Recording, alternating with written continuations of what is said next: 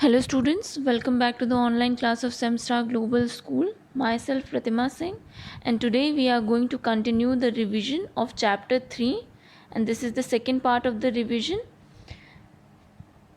So let's start our video with the first topic, that is the case study of Sentinelese. So it is an indigenous tribe. The Sentinelese are an indigenous tribe, that means the tribe that occurred naturally in Andaman and Nicobar Island, and they are the descendants of African voyagers. And descendant means the person who are related to someone. So the people of these tribes were descendant of African voyagers. Then this place is related to the Stone Age. The tribe is related to the Stone Age, and they used to make tools with stone and metals, and they also don't communicate or talk to the outsiders, and they used to threaten the visitors with bows and arrows, and these bows and arrows were commonly used for hunting and also for protecting themselves. Then what were their occupations? So the occupations of people of these tribes were fishing, hunting, and collecting wild plants, and they don't used to do agricultural practices. Then what were their structure of houses? So they used to live in huts which don't have walls. They used to sleep on the floor on the leaves. Then the second case study is about Mehergarh. So it is a Neolithic site which is located in Kachi of Balochistan, which is in Pakistan, and this site showed the evidence of farming and herding. Then this site has been divided into 7 periods but in 2 phases, which showed the changes that took place in these 2 phases. Now first phase showed that through excavation, archaeologists found the information about how people progressed from hunters and gatherers to cultivators. People lived in mud brick houses with small rectangular rooms. The bricks were handmade but of standardized sizes. They grew wheat and barley, and there is evidence of animal domestication also. The stone tools were also found here. And in the second phase, the small amounts of handmade pottery, grinding stones, and a piece of red ochre along with 2 sickles were found. And in the later period, wheel made pottery was found. Necklaces and bracelets were made of statite beads that were of semi precious stones, shell, and terracotta. And techniques for manufacturing also changed in the later period. Mehergarh provides the earliest evidence of transition from hunting and gathering to agriculture and animal domestication. Now the third case study is about the Barzahum.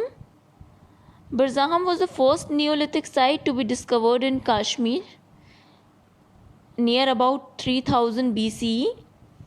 Excavations at this site revealed burnt birch, indicating that birch trees grew here even in the Neolithic age. Barzahum is located near the plains of the Jhelum River. The area is surrounded by forests and lake, which is probably the reason that why the early people settled over here. Then a unique feature of Barzahum is the presence of mud-plastered pit dwellings. The pits were oval, round, and sometimes rectangular or square, and it was assumed that these pit-like shelters helps the people in winter for protecting themselves. Then many other artifacts were also found. A stone used for grinding grain and coarse handmade pottery made on mats were found. Also, a different kind of pottery was made. Some of the pots were made using the potter's wheel. A red wheel turned pot with hundreds of beads made with semi-precious stone has also been found in Barzahum. Then tools found were stone axes, grinding stones, chisels, choppers, knives. It has a well-developed bone tool industry. Harpoons, needles, awls, daggers, and scrapers have been found here, and some tools were also made using antlers. The dead were used to buried under the house floors or in compounds in pits plastered with lime.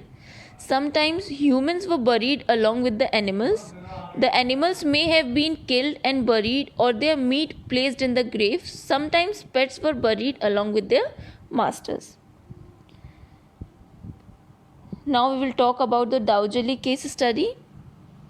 So it is a Neolithic site in the northeast in Assam.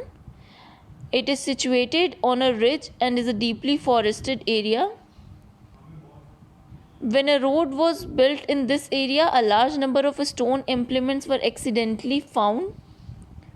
Then cells axes were found. Some sandstones axes which were ground at the cutting edge were also found.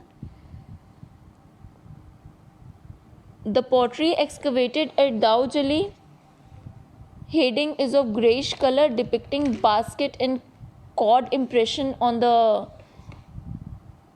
exterior. Then some stones, that is jadeite, were also found, and it was assumed that maybe it was brought from China because the site is near to China and Myanmar routes.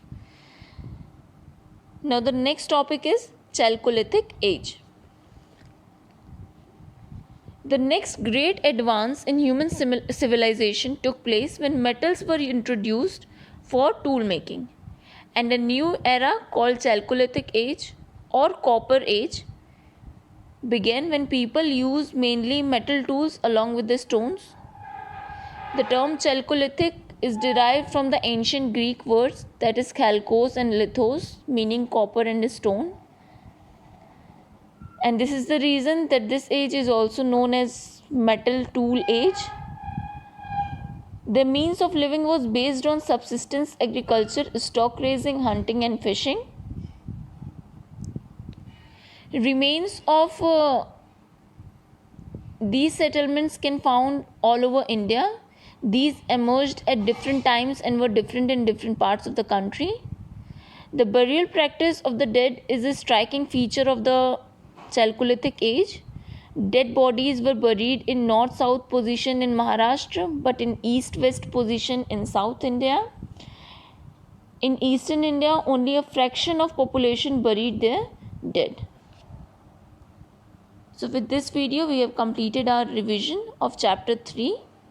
In the next video, we will do the revision of geography chapter 15, that is rotation and revolution.